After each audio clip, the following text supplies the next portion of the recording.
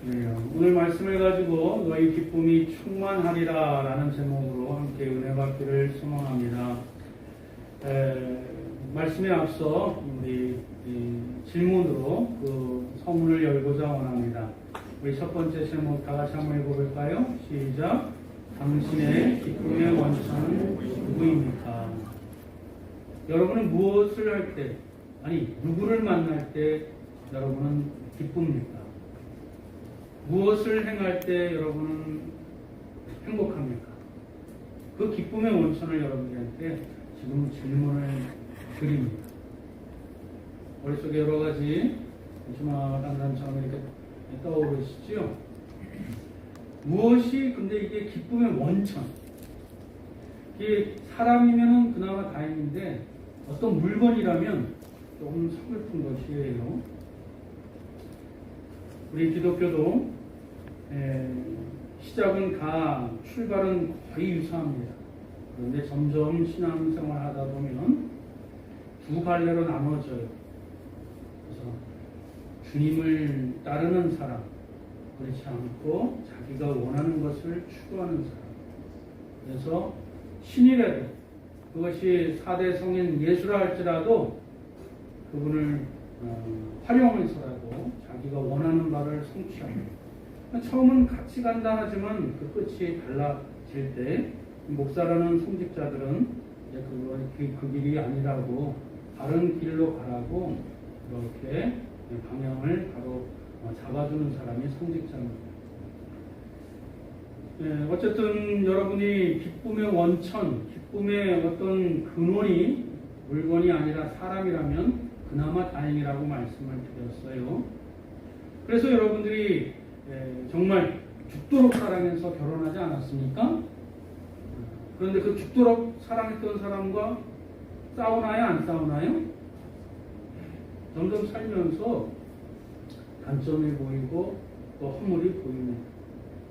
그리고 점점 삶에 대해서 무엇인가 움켜쥐었는데 좀 허무해. 그것을 달성하기까지는 많이 의욕도 생기고 생기가 돌고 막 열망이 가득 넘쳤는데 막상 도달하면 그때뿐이야. 그렇게 오래가지 못해요. 그냥 아침 안개처럼 이렇게 사그라들지. 그러니 결혼을 하더라도 제가 뭐 결혼을 지금 반대하거나 비판하는 자가 아니에요. 저는 무지 행복해요. 또 결혼하더라도 우리 아내랑 결혼할 거예요. 이 웃음의 의미는 뭐지? 그러니 결혼하면 배우자들이 좀 시간이 지나면 배우자에게, 남편에게, 아내에게서 더 많은 기대를 이제는 하지 않아요.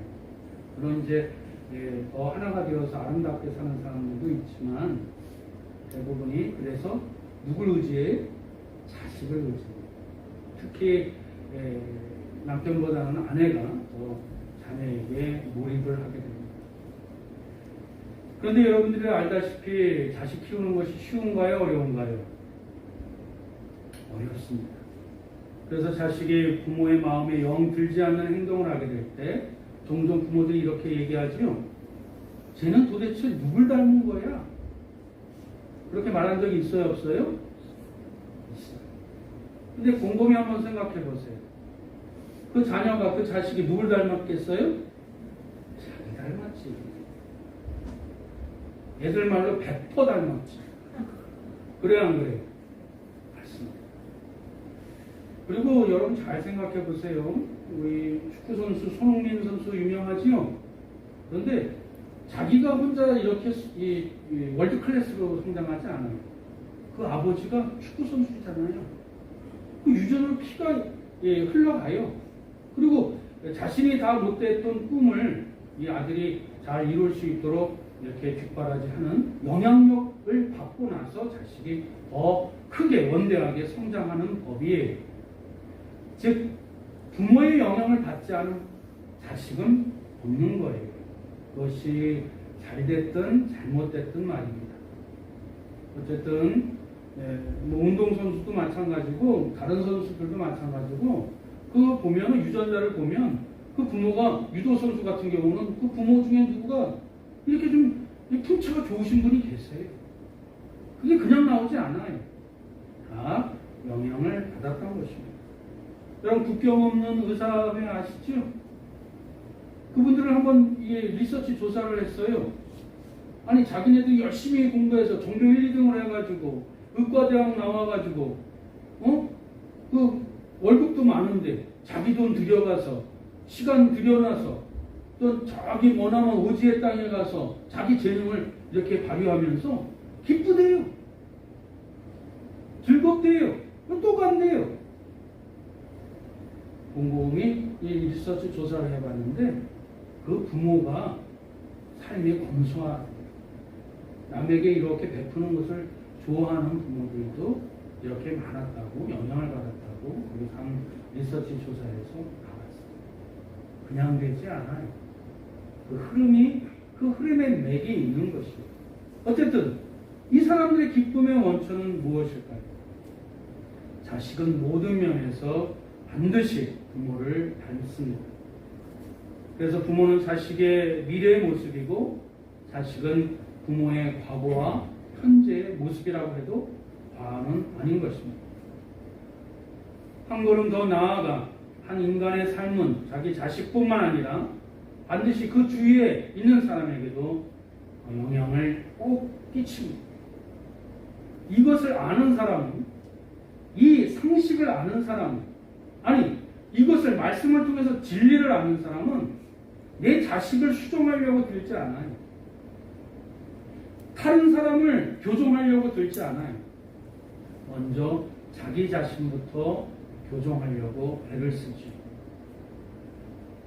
자기 자식과 타인을 교종하고 바꾸려 하기 이전에 먼저 자기 자신을 바로 세우려고 하는 것. 그것은 바른 깨달음을 알고 있을 때 행하는 삶의 태도인 것입니다. 자기를 바로 잡는 것이야말로 반드시 언젠가 나를 고스란히 닮을 자식이 바로 세워지는 첩경이고 또 그것이 우리 지역사회와 또 나라와 민족을 변화시킬 수 있는 그 첫 발걸음이 나로부터 변화되는 것, 나로부터 교정하는 것, 거기서부터 출발한다는 것을 우리는 잊어서는 안 됩니다. 그러면 우리가 무엇으로 어떻게 우리 자신을 바로잡아 바로 세워갈 수 있을까요? 이것이 오늘의 본론입니다. 두 번째 제목을 한번 읽어볼까요? 시작. 부활신앙은 우리에게 새 생명을 주는 기쁨이 됩니다. 오늘 성경 말씀은 어려운 주제예요. 요한복음은 사실 쉽지 않습니다. 여기에 초신자들도 이렇게 계시는 터인데 요한복음은 이렇게 간단하게 소화시킬 만한 그런 성경적 교리가 아닙니다. 그럼에도 불구하고 찬찬히 여러분들이 마음속에 새겨두셨다가 지금은 이해하지 못한다 할지라도 언젠가 성령 하나님이 가랑비에 속옷 접듯이 그 말씀을 무릎을 치면서 깨달을 날이 반드시 오게 하실 줄 믿습니다. 무엇이 우리에게 새 생명을 주는 기쁨이 된다고요? 부활신앙. 자, 오늘 본문은 이제 십자가의 죽음을 불과 몇 시간 앞둔 마지막 순간에 주님께서는 오늘 본문을 통해서 제자들에게 이렇게 말씀하셨습니다. 이 16절 한번 볼까요? 다 같이 한번 읽어봅니다. 시작. 조금 있으면 너희가 나를 보지 못하겠고 또 조금 있으면 나를 보리라 하시니. 이 의미를 주님이 말씀하셨는데 제자들이 금방 깨닫지 못했어요. 그 뜻이 무엇인지 서로 고개를 가우뚱하면서 반문하면서 이렇게 의아해 할 때 예수님께서는 또 친절하게 가르쳐 주셨습니다. 그것이 19절, 20절 말씀입니다. 한 번 더 봉독합니다. 시작. 예수께서 그 묻고자 함을 아시고 이르시되 내 말이 조금 있으면 나를 보지 못하겠고 또 조금 있으면 나를 보리라 하고 서로 논의하니라. 내가 진실로 진실로 너희에게 이르노니 너희는 복하고 애통하겠으나 세상은 기뻐하리라. 너희는 근심하겠으나 너희 근심이 도리어 기쁨이 되리라. 조금 있으면 너희가 나를 보지 못하겠고, 이 말의 의미는 뭐지요? 내가 이제 곧 죽으리라. 십자가의 죽음을 의미하고 또 조금 있으면 나를 보리라 라고 하신 말씀은 무엇을 의미하고 있어요? 주님의 부활을 의미하고 있습니다. 여러분, 이 부활은 참 중요한데 우리가 알고 있는, 우리가 고정관념으로 생각하고 있는 불로장생, 불사를 생각해서는 결코 안 돼요. 거기에 그 정도 수준의 단어가 아닙니다. 이건 영의 단어고 또 신앙의 믿음의 단어예요. 부활은 뭐예요? 그냥 단순히 오래 산다는 것이 아니지요. 죽었다가 다시 살아나는 것이, 아멘? 죽었다가 새 생명이 얻게 되는 것이, 아멘? 그래서 부활은 뭐예요? 새 생명이. 부활이 뭐라고요? 새 생명이. 그러기에 십자가 위에서 처참하게 돌아가실 주님의 죽음으로 인해서 제자들은 당연히 본능적으로 애통하고 근심하게 되지요. 또 다시 새 생명을 얻어서 부활하신 예수님을 만나면 기쁘게 될 것이라고 주님께서는 지금 찬찬히 일러주고 계십니다. 그런데 근심하고 애통하던 제자들이 부활하신 주님을 만나서 왜 기뻐하였을까요? 앞서 말씀드린 그 부분에 해답이 있죠. 새로운 생명 때문이었습니다. 물론 인간적으로 정말 반가운 분이 다시 만나 보니까 기쁜 거죠. 반가운 거지요. 게다가 죽었던 사람이 다시 살아오니까 반가운 거지요. 그런데 주님의 부활은 단순한 부활이 아닌 새로운 생명이, 예수님이 새로운 생명으로 다시 부활하셨다면 그분을 따르는 우리들도 부활의 천년명이 되신 그분이 새 생명을 얻고 오셨으니 우리들도 새 생명을 얻어요, 안 얻어요? 새 생명을 얻게 되는 것이죠. 이때 이제 여러분 이제 좀 질문 하나가 머릿속에 떠올라야 되지 않아요? 새 생명이 뭔가?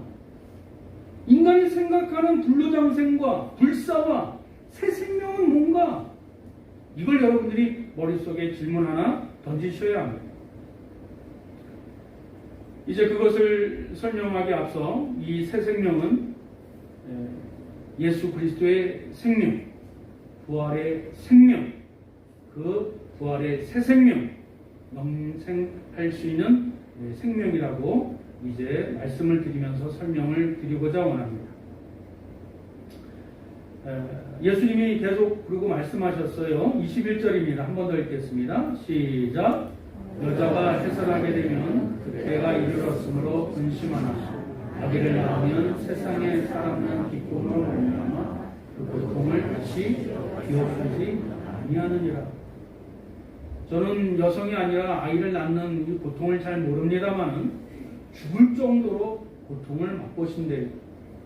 그런데 이 산모가, 이 여인이 아기를 낳고 그 죽을 정도의 고통을 이렇게 상고의 고통을 느끼면서 자녀를 출산을 했는데 이 여인이, 이 산모가, 이 엄마가 평생 동안 그 상고의 고통을 계속 몸에 느끼면서 얘기하던가요?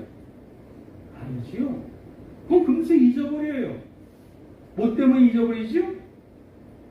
새 생명의 기쁨 때문에 그 상고의 그 고통의 죽음에 이르는 그 고통을 잊어버리게 되는 것이요. 사랑하는 성도 여러분, 한 가지 예를 드릴게요. 나중에 또 예가 또 있지만 테레사 수녀님 아시죠? 테레사 수녀님이 이렇게 강연을 순회하시면서 강연하시다가 어느 한 여인이 고민을 상담을 하게 됐어요. 어떤 상담이냐면 자기 이제 삶이 허무하대요. 죽고 싶대요. 어떻게 했으면 좋겠는지 유명하신 분에게 그 강의를 듣고 질문을 드려서 해답을 찾으려고 이렇게 찾아왔다고. 그랬더니 테레사 선생님이 하신 말씀이 지금 내가 뭐라고 얘기해 주지 못할 터이니 나랑 같이 인도 가서 고아원에서 딱 한 달만 살아보자. 이 여인이 지금 삶이 허무해서 죽으려고 했었던 이 여인이 이 테레사 수녀님과 한 달간 인도에서 그 가난한 자, 그 고아들과 그리고 그 어려운 환경 속에서 한 달을 살고 나서 어떻게 됐을까요? 또 죽으려고 했을까요? 그런 결말이었으면 제가 얘기 안 했지. 이 여인은 더 이상 죽으려 하지 않았어요. 삶이 허무하지 않아요. 자기보다 더 어려운 사람, 더 힘든 사람이 있음을 발견하고 또 이 부족한 사람조차도 삶에 희망이 없는 사람조차도 내가 무엇인가 다른 사람을 위해서 도울 수 있는 재능이 있구나, 도울 수 있구나, 그 가능성으로 인해서 삶에 대해서 다시 동기부여가 됐어요. 그럼 이 한 달 전에 이 여인과 한 달 후에 이 애프터 이 여인은 그 생명이 똑같은 생명인가요? 육체의 생명을 갖고 있지만 이 여인은 그 페크다 수녀님의 말씀에 순종하여 한 달의 삶을 통해서 새 생명을 얻었다고 해도 과언은 아닌 것이지요. 그렇습니다. 새 생명은 바로 그런 것이죠. 독립군이 일제 치하에서 그렇게 가진 고문을 당하고 힘들게 이렇게 고생하다가 자기의 모든 것을 다 바쳐서 탕진이 아니라 다 이렇게 독립자금으로 헌납하고 그리고 그 마음속에는 그 가진 고문에서 마음속에 갖고 있는 생각이 뭐예요? 대한민국에 자주 독립을 마음속에 품고 있잖아요. 독립이란 새 생명이 있기 때문에 그의 눈은 항상 밝아요. 삶의 목적이 뚜렷해요. 한순간도 허투루 살지 않아요. 독립의 새 생명이 있기 때문에 그렇습니다. 성경에서도 돌아온 탕자 이야기 아시지요? 자기가 아버지한테 아버지 돌아가시지 않았는데 유산을 빨리 땡겨받아가지고 지 멋대로 허랑방탕하게 살다가 돌아와요. 돌아올 생각도 안 했지요. 어디 가서 길붙을 수 없으니까 돼지가 먹는 그 주엄 열매 그거 먹으면서 하루하루 연명하다가 그래도 아버지 집에 가면은 나를 종으로는 삼아주시겠지. 먹고는 살겠지. 그런 실가닥 같은 마음을 가지고 아버지 집에 터벅터벅 들어오잖아요. 근데 아버지가 어떻게 하셨지요? 손에 가락지를 띄우셨지요? 껴안고 환영하면서 새로운 옷을 입혔지요? 이게 새로운 생명인가요? 큰 잔치를 연회를 베푼 것이 새로운 생명이 부여된 건가요? 아니죠. 아버지가 다 기꺼이 용서하고 그냥 살아 돌아와 준 것만 해도 기뻐하면서 그를 다시 아들로 맞이하고 또 함께 그 기쁨을 나눌 수 있는 그 관계로 회복합니다. 이때 돌아온 탕자는 그때 새로운 생명을 부여받게 된 것입니다. 사랑하는 성도 여러분, 아마 지금 여러분들도 쉽지 않은 상황 가운데 살고 계실 거예요. 그러나 이왕 살아가는 거, 그냥 먹고 마시는 것으로 육체적인 삶으로 인생을 바친다면, 인생이 끝나간다면 너무 공허하지 않겠어요? 새로운 생명을 받아서 그 생명의 목적하에 남겨진 생애를 뚜렷하게 눈빛이 반짝반짝거리면서 그 열망 가운데 하루를 살아도 기쁨으로, 한순간을 느껴도 감사함으로, 그리고 허무하지 아니하고 그 마음속에 열정이 충만하게 살아가는 것, 새 생명의 기쁨을 누리고 싶지 않으세요? 예수님의 부활은 바로 그 새 생명을 주시기 위하여 우리에게 오신 그 부활의 신호탄, 그것이 바로 예수 그리스도의 부활의 생명이라는 것입니다. 그러면 이 새 생명을 얻게 되면 이전의 삶의 허무함, 그저 먹고 사는 문제 때문에 급급했었던 나의 모든 근심과 걱정, 그런 이 짜증나고 허물했었던 이 힘든 모든 것들이 아무것도 아닌 것처럼, 마치 이 산모의 그 해산의 고통을 다 잊어버리고 새 생명의 기쁨으로 남겨진 생애를 살아가는 것처럼, 예수님이 이 새 생명을 주시기 위하여, 이 거듭남의 새 생명을 주시기 위하여 내가 죽으러 가노라, 이것을 말씀하시기 위해서 오늘 이 성경은 우리에게 설명해 주고 있는 것입니다. 그러면 왜? 그러면 다른 사람들도, 아니 그 육체의 부모들도 그 새 생명을 주시지 않습니까? 천만의 말씀입니다. 인간에 주는 기쁨은 앞서도 서론에서도 말씀드렸던 것처럼 한계가 있어요. 제한적이, 그리고 언제든지 변화무쌍해. 그러나 우리 예수 그리스도는 자신이 죽음으로 말미암아, 대가를 치rum으로 말미암아 주신 생명이기에 죽음을 물리치고 승리하신 새 생명이기에 그것이 참 생명이고 영원한 생명이 될 수 있기에, 새 생명이란 인간들 사이에서 얻을 수 있는 것이 아니라 오직 우리를 위해 죽으신 예수 그리스도 안에서 새 생명을 우리가 받을 수 있고 새 생명을 누릴 수 있고, 그것이 아침과 저녁에 다른 것이 아니라 계속 충만하게 누릴 수 있는 참 생명이라는 것을 성경은 우리에게 말씀해 주고 있습니다. 그래서 주님은 22절에 이렇게 말씀하고 계세요. 다 같이 한번 읽어볼까요? 시작. 지금은 너희가 근심하나 내가 다시 너희를 보이니 너희 마음이 기쁠 것이요 너희 기쁨을 빼앗을 자가 없으리라. 할렐루야. 세상에서의 우리 기쁨은 내가 갖고 싶은 거, 새로운 집, 새로운 자동차, 새로운 옷, 잠깐이에요. 그러나 우리 주님이 주시는 기쁨은, 새로운 생명의 기쁨은 누구도 빼앗을 수 있다 없다? 빼앗을 수 없는 참 생명의 기쁨이, 또 영원한 기쁨이라는 것을 말씀을 통해서 우리에게 가르쳐주고 있습니다.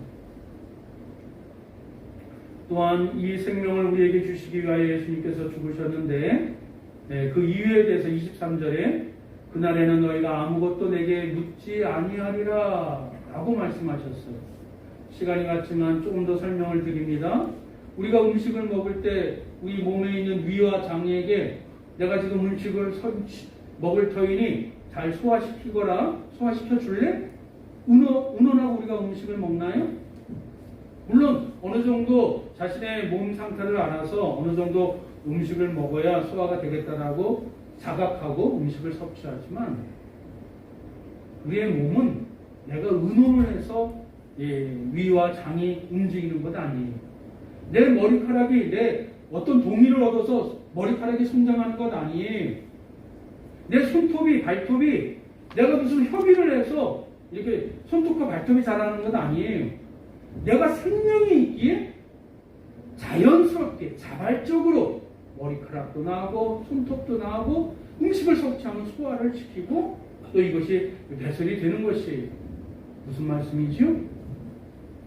내 안에 예수 그리스도의 생명이 있으면 우리 삶에 어떠한 것을 우리가 맞닥뜨려도, 어떠한 지식을 우리가 습득해도 이것이 진리 안에서 나에게 영적으로 유익이 되고, 또 이것이 우리에게 신앙생활하는데 기쁨이 되고 또 원동력이 되고 힘이 된다는 것을 주님께서 우리에게 말씀해 주신 것입니다. 그러니 주님과 우리의 관계가 마찬가지예요. 부활하신 주님을 만난 사람, 부활의 생명을 접한 사람, 그 예수 그리스도의 부활의 신앙에 거하는 사람은 더 이상 근본적인 삶에 의문점을 갖지 않아요. 왜 나에게 이런 고통이 있습니까? 왜 세상을 이렇게 부조리 합니까? 왜 내 뜻대로 제 인생을 살지 못해요? 그런 질문들을 하지 않게 되는 것입니다. 왜냐하면 주님의 그 영원하신 생명이, 그 영원하신 사랑이 나를 조금씩 교정해 나가고 영원한 삶 가운데 우리를 인도하시기 때문에 그렇습니다. 자, 이제 우리가 어떻게 그러면 우리 자신을 바로잡아 바로 세워 나갈 수 있을까요? 우리 세 번째 제목 다 같이 한번 읽어봅니다. 시작. 오직 예수 안에서만 새 생명의 충만한 기쁨을 누릴 수 있습니다. 그렇습니다. 누구 안에서만? 예수 그리스도 안에서만 새 생명의 기쁨을 누릴 수가 있는 것이에요. 왜 그렇지요? 앞서 말씀드렸던 것처럼 자신이 죽음으로 인해서, 죽음을 이김으로 인해서 새 생명을 우리에게 주신 분이 누구예요? 예수님밖에 없기 때문에 그렇습니다. 그럼 예수님 안에서 우리가 새 생명을 누릴 수 있고 더 충만히 우리가 내 삶을 누릴 수 있게 되는 것입니다. 그런데 여기 한 가지 주님이 이 질문을 다시 한번 던져주세요. 23절과 24절입니다. 다 같이 함께 읽겠습니다. 시작. 내가 진실로 진실로 너희에게 이르노니 너희가 무엇이든지 아버지께 구하는 것을 내 이름으로 주시리라. 지금까지는 너희가 내 이름으로 아무것도 구하지 아니하였으나 구하라 그리하면 받으리니 너희 기쁨이 충만하리라. 여러분 24절 말씀 잘 아시지요? 예수님의 이름으로 구하면 다 들어주신대요. 굉장히 기쁜 소식이지요. 근데 이거 성경을 맥락을 아셔야 돼요. 구하라. 지금까지 너희는 구하지 않았으니 구하라. 제자들이 기도 안 했나요? 구하지 않았나요? 구했어요. 예루살렘 입성하면 자기 우의정되게 해달라고, 좌의정되게 해달라고 예수님한테 간청했어요? 안 했어요? 했어요. 그런 기도의 내용이 아니란다. 새 생명의 기쁨을 구하라. 생명을 다시 얻게 되는 그것을 구하거라. 이것이 오늘 본문의 핵심의 내용인 것이죠. 사랑하는 성도 여러분, 앞서서 말씀드렸던 것처럼 우리가 교회의 문턱을 밟을 때는 거의 대동소이해요. 그래서 기도 제목들이 거의 비슷해요. 어린아이에게 맞는 기도 제목이 있고, 청소년, 이 질풍노도의 시기에 뚜렷하지 않지만 비이성적이지만 그래도 읊조리는 기도 제목이 있어요. 청년, 미래가 불확실한 가운데 그 앞날에 대한 열망의 기도 제목이 있어요. 어린 되고 장년이 되었을 때 주위에 있는 이 많은 사람들과 관계 속에서 자신의 어떤 이 성취에 대해서 또 기도를 드려요. 그러나 주님이 이 시간 우리에게 궁극적으로 구하라고 말씀하신 것은 뭐예요? 새로운 생명이에요. 새로운 생명을 여러분들이 거듭난 생명을 가졌을 때 세상이 우리에게 그 기쁨을 빼앗을 수 없을 만큼 인생을 바르고 올바르게 그리고 굳건히 살아갈 수 있음을 우리에게 말씀해주고 있습니다. 이것이 부활의 생명이고 영원한 생명이 된다는 것입니다. 이제 말씀을 맺겠습니다. 여기 포스터 한번 볼까요? 레미제라블이지요. 책으로도 나오고 또 영화로도 나오고 뮤지컬로도 나와요. 그 내용이 뭐지요? 장발장이라는 사람이 배고파가지고 빵 한 조각 훔쳤는데 10몇 년 동안 감옥살이를 해요. 그러니 감옥에서 나와서는 그의 마음이 어떨까요? 세상에 대한 분노가 차있죠. 또 배운 게 그거밖에 없으니 그 암흑 속에 있었으니 다시 나와서 배고파서 또 물건을 훔칩니다. 근데 물건을 훔친 집이 어느 집이에요? 신부 집이에요. 이 신부에서 은접시를 훔쳐가지고 도망가다가 이게 경찰한테 걸렸네? 그래가지고 대실 신문을 하는데 신부님이 뭐라고 말씀하시죠? 아니에요. 이 청년에게 제가 거저준 거예요. 왜? 장발장 당신은 내가 준 이 은촛대 이거는 왜 안 가져갔어요? 그러면서 은촛대를 그 자루에다 넣어줘요. 사랑하는 성도 여러분, 지금 이 은촛대는 뭔가요? 그냥 초를 밝히는 도구인가요? 세상을 분노에 차고 원수를 갚으려고 세상에 칼을 갈고 있었던 장발장에게 그 마음을 빛을 비춰준 새 생명을 준 은총대예요. 그래서 장발장이 이제 그곳을 떠나서 복수하려고 원수를 갚으려고 했었던 마음들이 변화된 모습들이 그 뒤에 나오잖아요. 그것이 이 영화의 드라마의 뮤지컬의 결말입니다. 근데 여러분, 레미제라블이라는 뜻이 뭐죠? 불쌍한 사람이라는 뜻이에요. 그럼 누가 불쌍할까요? 배고파서 빵 훔친 사람이 불쌍할까요? 인생의 새 생명, 인생의 다른 가치, 지금과 미래를 영원한 생명과 연결시킬 수 있는 하나님의 참 생명을 소유하지 않은 자가 진짜 불쌍하다는 것이 성경이 우리에게 말씀해 주시는 결론이 되는 줄 믿습니다. 사랑하는 성도 여러분, 한 번 더 강조하지만 우리가 한 번 살다가 죽는 인생이잖아요. 그냥 먹고 사는 문제에 급급해서 거기에 머무르지 아니하시고 하나님이 위로부터 주어주시는 그 새 생명, 그로서 말미암아 남겨진 생애, 아니 반짝반짝 단 하루를 살아도, 단 조그만 것을 먹어도, 누구를 만나도 정말 감사하고 또 기뻐하고 또 소망이 넘치는 새 생명의 사람으로, 거듭난 사람으로, 이 무더위 속에서 또 코로나의 위협 속에서 또 경제의 어려움 속에서도 새 생명을 소유한 자답게 의연하게 살아가시는 저 여러분들 되시길 주님의 이름으로 축원드립니다. 아멘. 기도하겠습니다. 사랑과 은혜가 충만하신 하나님, 위기가 기회라고 합니다.